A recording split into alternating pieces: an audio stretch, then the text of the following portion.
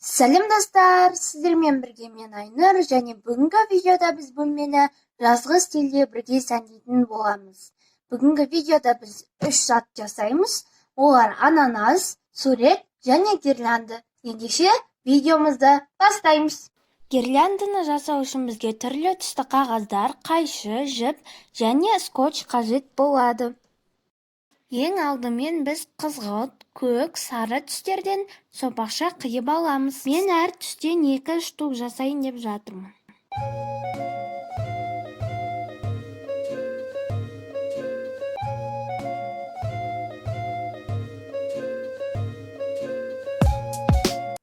Міне достар, бізде осындай формалар шықты.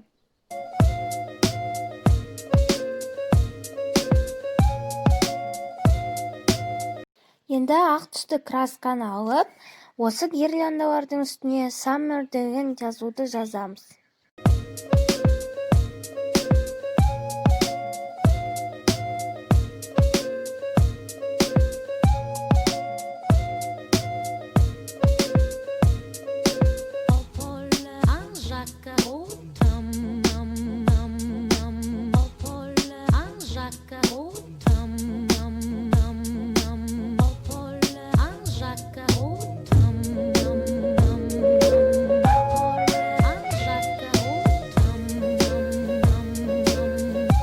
Достар, мен әрбір гирлянданың бөлшегіне осындай жасыл түстен ананастың басын қиып алдым. Енді ананастың кішкене ғана бөлігін желімдеп, оны жапсырамыз.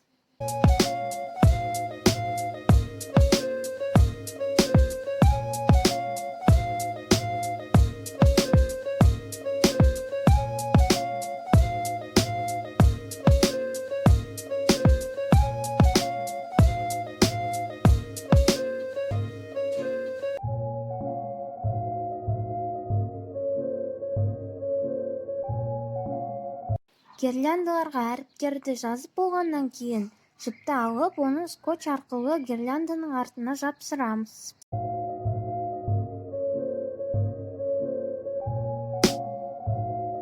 Міне достар, бізде осындай өте әдемі гирляндалар шықты.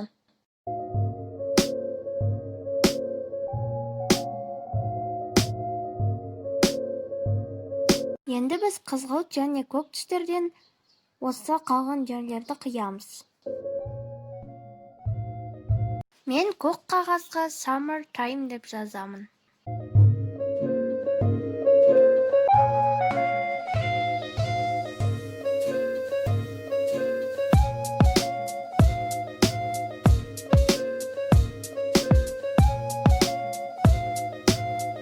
Және астына қарбыздың суретін саламыз.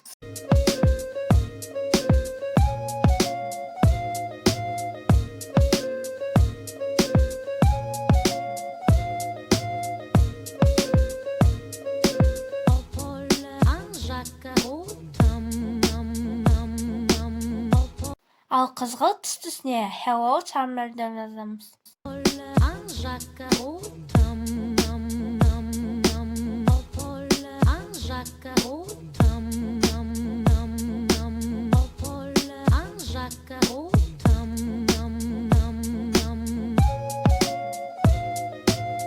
Достар, біз ананас бейнесінде осы бір ананасты жасаймыз, және оны біз қабырғаға іліп қоятын боламыз. Ол үшін бізге осындай картондар және осындай түрлі түсті қағаздар қажет болады. Сондай-ақ біз оның белгісін, өлшемін сызып алу үшін бізге қарындаш, сызғыш қажет болады. Ең бірінші сәтте біз оның басын, яғни қалай айтсам болады, шашын жасаймыз. Яғни жасыл түсті жерін.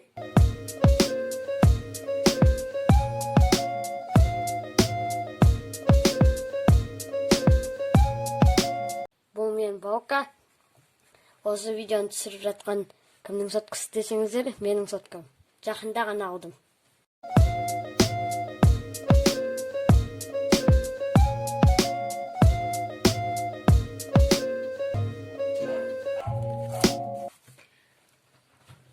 Міне Міне достар, біздің басымыз дайын болды. Ол кішкене қисық болып кетті. Бірақ қию барысында біз оны барынша біркелкі қылып қиюға тырысайық.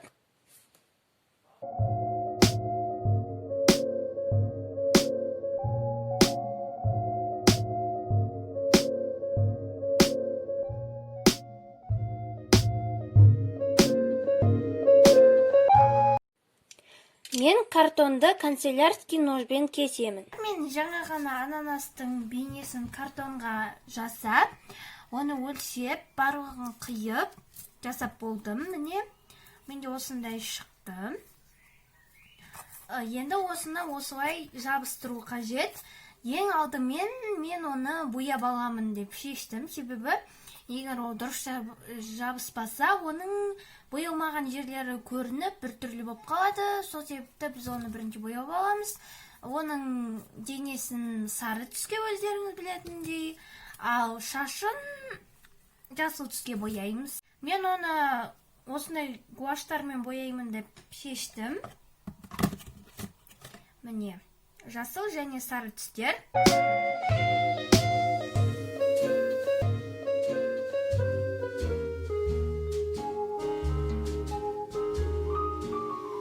Je cherche un homme, un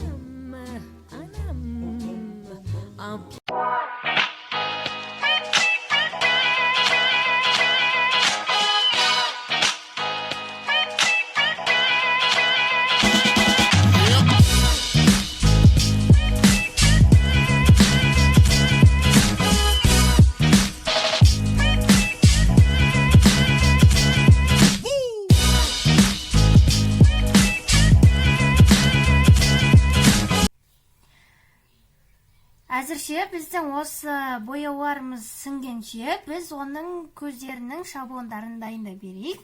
Ол үшін біз осындай қызғылт және осындай қара түс алдық. Енді біз осы қызғылт түстен екі жүрекше бейнесін жасаймыз.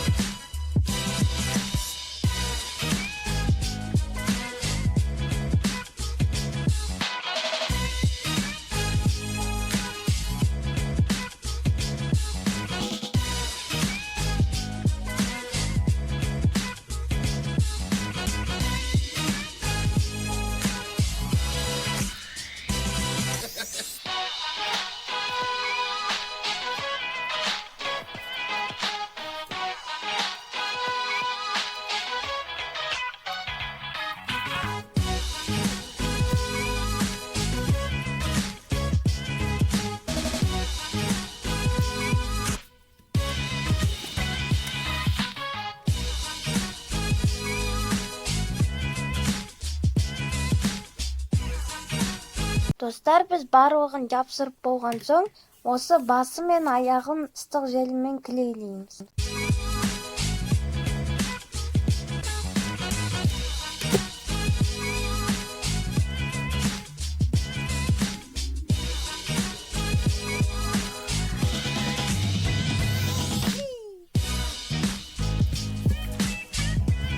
Достар, осымен бұл видео аяқталды. Бұл видео сіздерге ұнаса міндетті түрде лайк басып, біздің арнамызға тіркелуді ұмытпаңыздар. Сондай-ақ біздің Instagram парақшамызға және TikTok'ымызға тіркелуді ұмытпаңыздар. Сіздермен бірге болған мен Айнұр. Ендеше сау болыңыздар.